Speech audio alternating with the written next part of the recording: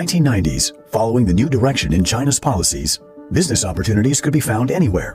With all his possessions confiscated from previous imprisonment, Miles had to start from scratch.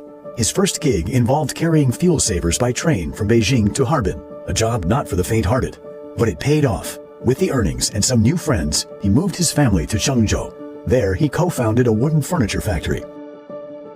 During this period, Miles met Mr. Hua, who was introduced by his cellmate in Xingfang Detention Center.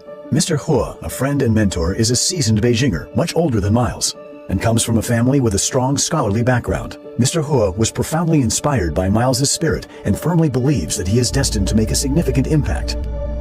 Before long, Mr. Hua introduced Miles to a relative who was living in Hong Kong, Ms. Xia Ping. A successful businesswoman herself, Ms. Xia believed Miles had a strong intuition about real estate and high-end hotels. Ms. Xia Ping arrived in Chengzhou and invested in Miles's venture, the Yuda Hotel, marking Hunan Province's first 5-star hotel when Miles was only in his 20s. The Yuda Hotel soared to unprecedented success, marking a significant milestone in Miles's life. It transformed from a mere hotel into a landmark in Zhengzhou and across the Hunan Province. Along this path of success, as Miles expanded his network and met numerous businessmen and politicians, he never forgot the vow he made in front of his brother's urn.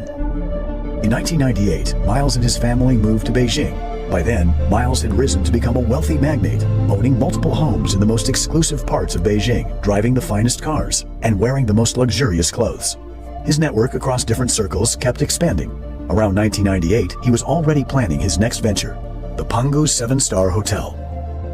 Foreseeing that Beijing would have the opportunity to host the 2008 Olympic Games, Miles bought a piece of deserted land covered in weeds and situated far from the city center in a village that was soon to become the Olympic Village for the Games.